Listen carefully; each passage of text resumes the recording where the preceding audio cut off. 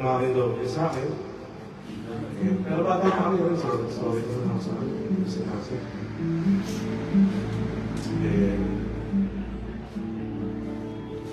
During nung nasa naman kung ano siya, may sakit siya, no? Wala ako dito, may sakit kasi. Aking halos gusto ko umuwi. May COVID lang, kaya hindi ako makabalik-balik dito.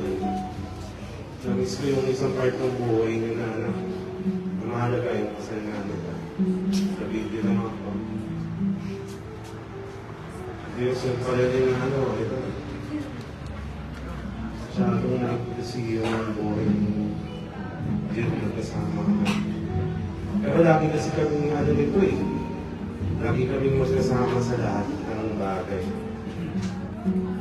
Sa lahat, lagi kami natin. Kahit wala ako dito, hinahanapan ako dito ng share.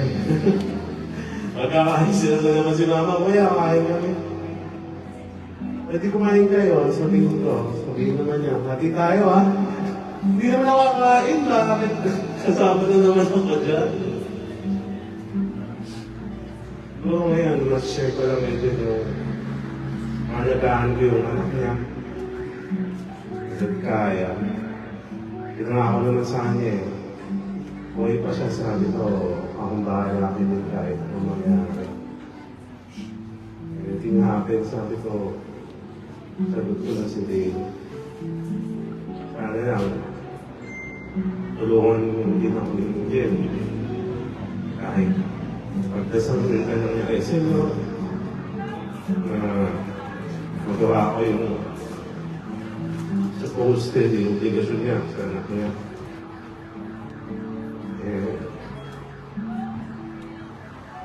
Hindi naman na, no? Hindi ko naman sinasabing goodbye ako, Jen. I know this is a goodbye. Panandali ng separation. Eventually, mag-limit din naman kami. Nag-iba na siya yung daan pa sa Mantala. And eventually, we'll meet again, ano? Hindi lang, wala akong masabi sa kapatid ko na lahat binigay niya para sa family namin. Kay mama siya, kay papa. Kaya, salamat, tol. Alam ko, ang haba ng pain mo. Minsan, nainis na ako kasi nakapagod din. Na-stress na ako sa hospital. Na-stress din ako kahit sa tao pumunta lagi ako nasa hospital. Pero pag may isip ko yung depression, sabi ko, kaya pa naman. At least ngayon, no more pain na. And magkikita tayo ulit soon. Pagkaglabi ko rin kapag may asawa na siya. Basta ako ito lahat ng obligasyon mo para sa akin.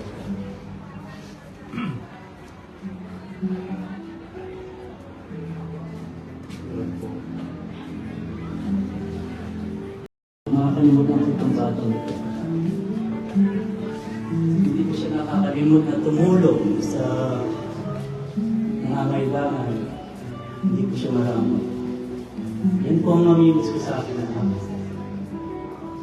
Talagang wala naman po akong magagawa kung talagang hanggang dito lang ang buhay niya pinag-alamigan. Pero ano ko po, mag-aaya po nga ako na wala na po siya sakit na nararamdaman dahil yung cancer na dumating po sa kanya. Nasuka na nagpahirap po sa kanya sa loob ng 4 na taon. Pero kahit yan po, ano po, kahit na ganun po ang attitude niya, ginawa pa rin na yung pagiging isang best na anak. Binigay niya yung lahat at pagmamahal niya sa kanya. Sa amot niya, sa mag-asawa, sa kanyang mga kapatid, sa kanyang mga relatives, sa kanyang mga friends. Nung nga po ano siya sa kwarto na yung sinunod na siya, ang second na siya, nalipapainan na siya ng kainan. Halos nagpapaalam na siya. Ang ang mga lola niya, nakikita na niya, papakita na sa mga yung mother ko, yung wife. At nandun din po, nakita niya mga angel na nakabantay ko sa akin. Kaya naniniwala po ako na ang anak ko, alam ko po saan siya paroroon. Alam ko kasama po ng Diyos na nasa langit sa ating manong Karin Maria. Nanangat sa Lord, kasama nasa langit. Kaya kahit na masakit talaga, ito po ang kalab ni Lord, at alam ko mas maganda ang kanyang pinaroroonan ngayon, napakaganda po. Tapos na po ang kanyang paghirap. Kaya ito po nga, mamimiss ko po ng gusto ko ano po. Super talaga yung anak ko napakabait. At yung dalawa ko pa pong anak na lalaki. Ganun din po, mababait ng anak ko. Wala akong nagsiwalay sa kanila. Kaya siguro, patuloy ang binibigay sa akin na blessing ng aming Panginoon Diyos. Kahit na dumating ganitong pagsubok, blessing pa rin po. Kaya makakapisa sa kaya ng lahat. Kung ano man po yung paghirap na ito, doon, walang hanggang ligaya na po ang kanyang malaksa. At maraming salamat muli sa inyong pagkikadalaman sa aming Panginoon. Thank you po.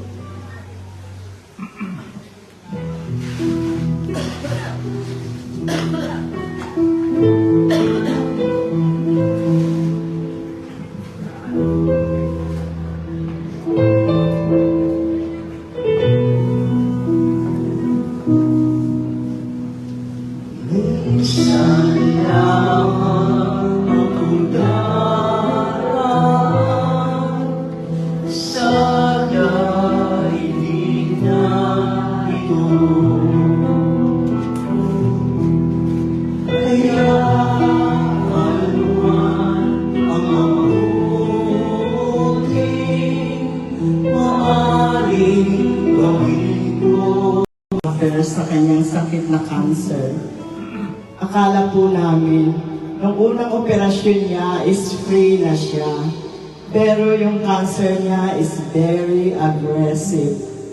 Mabilis kumalat sa katawan ng anak ko. Sabi nga po ng doktor, itong cancer na ito ay bihira at wala pang gamot na natutuklasan. Sa pangalawang operation niya po, tinanggal na naman sa kanya. After 6 months, andyan na naman ang cancer niya. Tumubo na naman. Hanggang sa pangatlo, ganun pa rin. Ang huling-huling operasyon po niya ay nangyari noong January 29 or 30. Dito sa operasyon niya po ito, isang grupo ng mga doktor ang nagsama-sama para operahan siya dahil kalat na ang kanyang cancer. Sabay ng operation na ito, sabay ng chemo sa tiyan niya. Akala po namin, ang sabi ng doktor, hindi man 100% natanggal ang cancer cell ng anak mo, 90%. Paano po yung 10%? Nung na-opera po siya, maganda pa ang katawan niya. Pero itong huli po, biglang bumagsak ang katawan niya.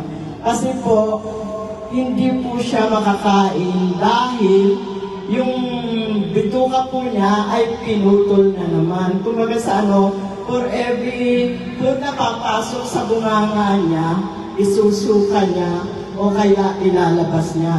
Nagkakaroon siya ng parang diarrhea. Kaya kahit anong gawin namin, napakain sa kanya, hindi pa rin namin magawang pilitin na kumain siya. Pero nung dumating po sa puntong na po siya nanghihina. Bumaba na po ang potassium niya, bumaba na po ang calcium niya. Lahat po ng ay bumaba sa kanya. Kaya nagbe-bend na po yung paa niya, nagbe-bend na po yung kamay niya. doon po namin sinugod si Jenny sa hospital kasi baka magkaroon ng cardiac arrest pag hindi naagapan. Nung dinala po namin si Jen sa hospital, maraming aparatong kinabit sa kanya, maraming gamot ang sinaksak sa kanya. For the past 1.5 months or 1 month past, para pong sumusuko na po ang katawan ng anak ko, pero ang isipin niya ay patuloy pa rin pong lumalaban. Gusto niya pong gumaling, pero yung katawan niya ayaw na. Pagod na siya. Ang huling salita niya po sa akin, bago siya na wala ng isip o yung nakakalimot na siya, Mama, gusto ko nang magpakamatay. Bakit ka magpapakamatay? Imbis na sa langit ka pumunta, baka sa lupa ka pumunta. Ma, kasi pagod na ako at ang sakit-sakit na ng nararamdaman ko. Nung narinig ko po yung salitang yun sa kanya, pinatay ko po yung video dahil ayokong makita umiiyak siya. Sabi ko sa kapatid niya panganay sa kuya niya, Jen, kung pwede, lahat ng gamot na pwede pang nagpapahaba sa buhay ng anak ko, tanungin mo si Kim, ipatanggal na natin. The other day, kinausap niya si Kim kung pwede na ipatanggal. Kasi po habang hinahanap namin yung paghaba ng buhay ng anak ko, siya naman po ang naghihirap, siya ang nagsasuffer. Kaya nung sinabi sa doktor na, Dok, pwede bang tanggalin niyo na lahat na nagpapahaba sa buhay ng anak ko? Kasi mas nahihirapan po kaming makita, ganyan ang itsura niya, ganyan ang nararamdaman niya. Nung sinabi ng kuya niya sa doktor, tinanggal lahat ng mga gamot, tinanggal lahat ng dapat na mga gamot na nagpapahaba sa buhay ng anak ko. Ang hindi lang po tinanggal talaga is pain reliever at saka po yung kinakain niya. Kasi po, gusto ni Jenny umuwi. Pero hindi po namin siya maiuwi. Kasi po, pag sumumpong ang sakit sa katawan niya, hindi po namin kayang gamutin sa bahay. Kasi po, hindi po siya pwedeng uminom ng gamit orally.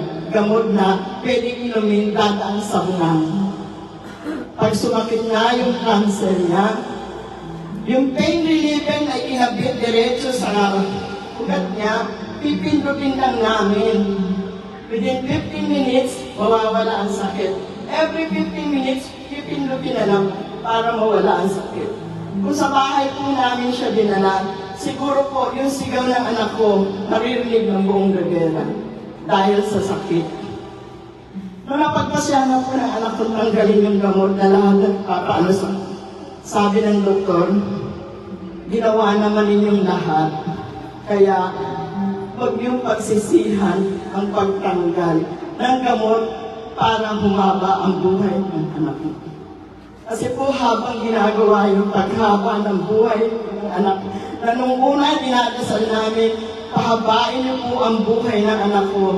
Pero bandang huli po, yung nais namin humaba ang buhay ng anak ko, nakikita naman namin, siya ang naghihirap, siya ang nahihirapan. Kaya last week po, Saturday, 11 p.m., doon na umano anak ko, bumigay na. Although gusto niya pang lumaban, pero hindi na kaya ng katawan niya. Ang anak ko po ang si Jen, nag-iisang babae namin. Pero, ibinigay sa amin ng Panginoon. Napakabuti po ng Panginoon kasi po, ibinigay niya po yung anak ko, mabuting tao, mabuting anak, mabuting kapatid. Lahat ng bagay na meron siya, talagang special na sa amin, lalo na sa amin mga magulang niya, at ibinibigay niya sa mga kapatid niya. Marami pong nagsasabi sa St. Luke's, mga boss niya, mga kasamahan niya, napakabait ng anak mo. Hindi po sabi ng gagaling yung mga salitang napakabait. Nang gagaling po ito sa mga kaibigan niya from Quezon City to dito sa Bukobo, sa Ermita. Hindi po namin alam na ganun pala ang attitude ng anak ko sa mga tumitingin, nagsisilbi sa kanya pag nahuhospital siya sa sentence. Ito na lang po namin nalaman nung namatay siya. Nagpapasalamat po ako sa Lord na binigay sa akin ang anak namin si Jen. Kaya nung huling dasal ko sa Panginoon, ibinabalik ko na po, Panginoon, sa inyo ang anak niyong ibinigay sa akin. Ibinabalik ko po ng buong puso. Tanggap ko na po ang kalooban niyo. Kahit masakit, ang hirap tanggapin pawala ng isang anak. Sabi nila mag-move on, mahirap mag-move on pag nasasaktan ang puso ng isang ina. Napakahirap. Pero sabi nga po, time will heal lahat ng sakit na ibinigay sa amin ng Panginoon. Hindi po ako nag-question sa Panginoon dahil alam ko po, may plano ang Panginoon sa pamilya ko. Ano ang po dumating na pagsubok sa amin? Masakit man po o hindi, maganda man po o hindi, isang blessing ko pa rin po natatawag ito. Kasi hanggang ngayon, buhay, nagmamahal kami sa aming mga anak at sa aming kapwa. Sana po, huwag niyo pong kalilimutan lahat po ng mga anak, lalo na po pag mga anak na babae.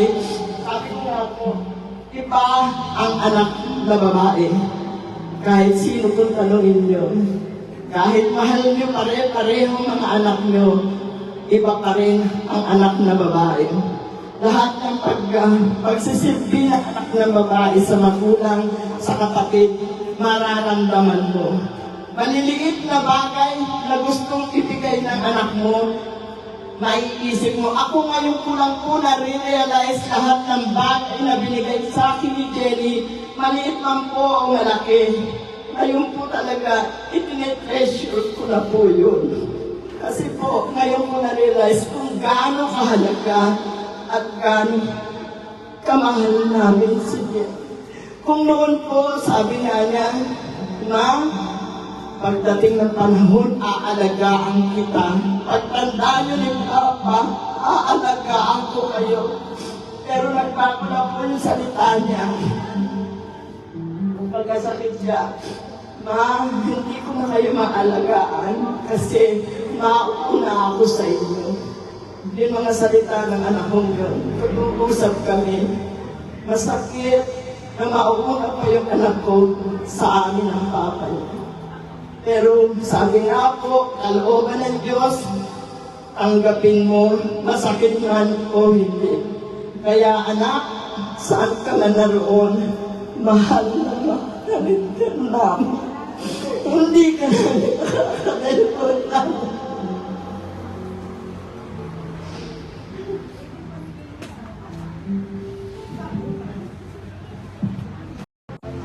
Wala na siyang sakit na nararamdaman. Alam mo namin na masaya siya. Kasama niya na ama at si Jesus.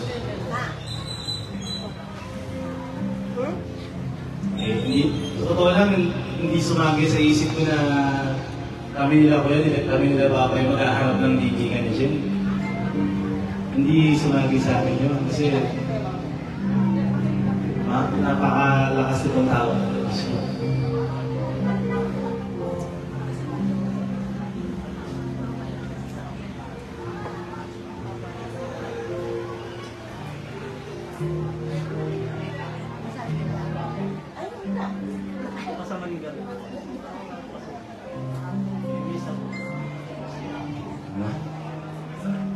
Sakit pa eh, masakit pa sa amin na wala siya.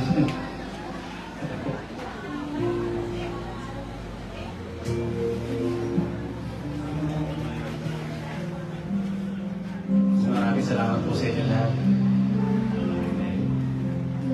Ika nga ni Brad Pitt, tawag sa atin ngayon dito mga kalamay.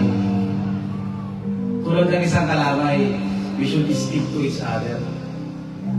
Maraming salamat po.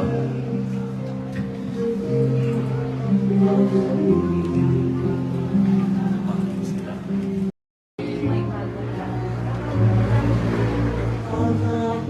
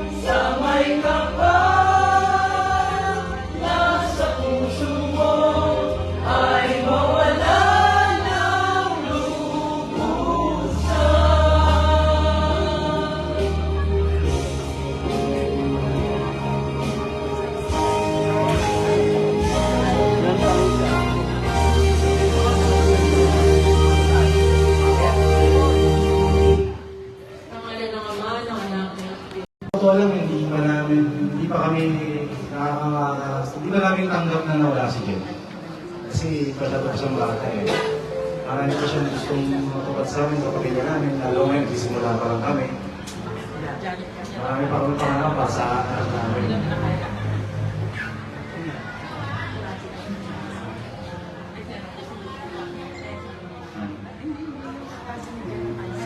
Ito lang, ayaw yung nakikita ang gagawin ko kasi alam niya, hindi ako emotional na tao eh. Pero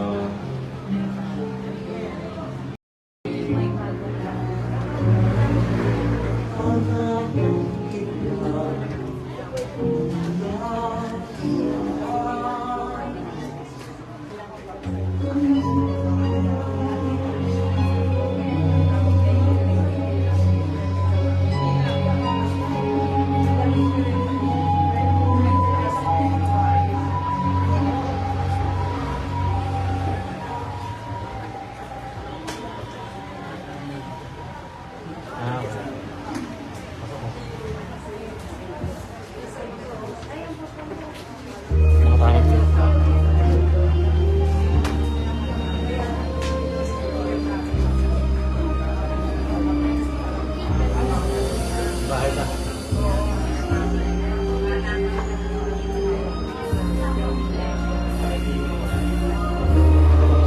Muna na naman.